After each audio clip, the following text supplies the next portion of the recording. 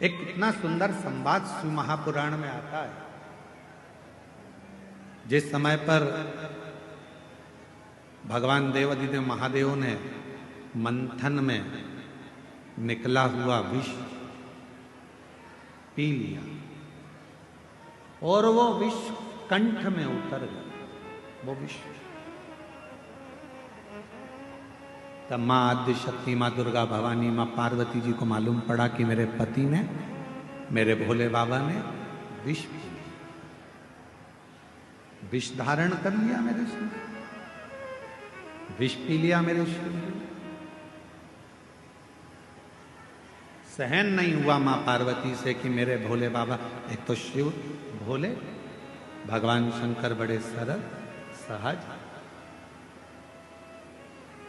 अच्छा एक बात और है, जो बहुत सीधा होता है, बहुत सरल होता है, बहुत भोला होता है, गाली भी उसी को पड़ती है, अपशब्द भी उसी को कहे जाते हैं, ताने भी उसी को दिए जाते हैं, और लोग जो बोलना है काम भी उसी से कराओ, अपशब्द भी उसी से कहो, ताने भी उसी को दो, सब काम वही करो। जो बोलने में बड़ा एक्सपर्ट होता है वो तुरंत पलट के जवाब दे देता है, हमसे फालतू बात करना मत ही, नहीं तो हमको देख ले। इसलिए आप लोगों से निवेदन है, भोले रहो भोले के सामने, पर कभी कभी मां जगत जननी का रूप भी तुम्हारे अंदर होना चाहिए। मां आद्य शक्ति की शक्ति तुम्हारे अंदर होना चाहिए।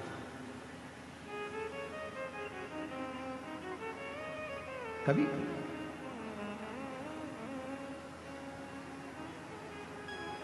मंदिर जा रहे हो, शिवालय जा रहे हो, पूजन करने जा रहे हो, कोई आपको अगर पलट कर अपशब्द कह रहा है तो उसको जवाब देने की जवाबदारी आपकी,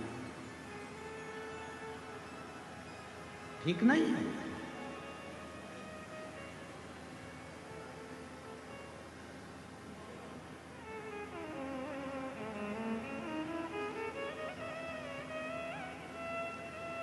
हम एक जगह पर सुन रहे थे तो किसी ने एक बात कही कि भगवान शंकर को पाने के लिए भोला होना पड़ता।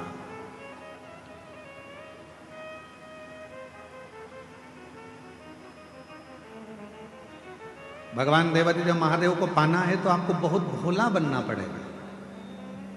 हम किसी के सुन रहे थे तो उन्होंने कहा, पर हम कहते हैं, ये व्यासपीठ कह रही है, शिव महापुराण कथा वर्णन कर रही है, इतना भी भोला ना बनिएगा कि लोग आपको चूना लगाकर चले जाए। भोले बनो, हम मना नहीं करेंगे, पर इतना भोला ना बनिएगा कि लोग आपको चूना लगा दें। भजन करो, स्मरण करो, शिव मंदिर जाओ, सत्संग करो, शिव की भक्ति करो, मना नहीं है, पर यह भी नहीं कि लोग हमको पागल समझ लें या हमको चूना लगा कर चले जाएं, ऐसा भोलापन नहीं। भक्ति करो, मना नहीं।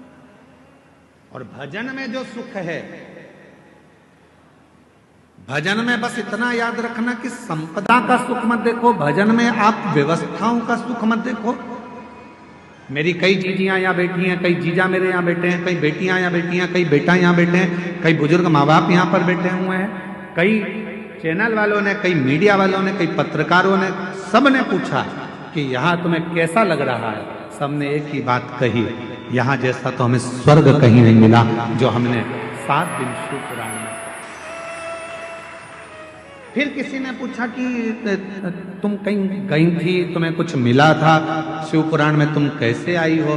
तो किसी ने कहा कि बस बाबा की कथा है, ये तो मालूम था, पहले ही मालूम था कि भीड़ बहुत आएगी, तो हम पहले से ही विचार बना कर गए थे कि भीड़ तो आएगी, व्यवस्था अपने को खुद करना है, अपना बिछाओ, अपना ओढ़ो, अपना खाओ, आनंद पाओ और हर हर। पर जो शिव महापुराण की कथा में, जो कुबेरेश्वर धाम से, ये कुबेर भंडारी की भूमि से ये शिव महापुराण की कथा जब किसी नगर में, किसी गांव में किसी क्षेत्र में, किसी खेड़े में, किसी कॉलोनी में, किसी सोसाइटी में, ये कुबेरेश्वर बाबा की ये पोथी जो कुबेर धाम से चलती है, सीहोर से चलती है, कुबेरेश्वर बाबा के दरवाजे से चलती है, तो ये लेने नहीं, तुम्हारे पास में देने के लिए आती है भंडार में।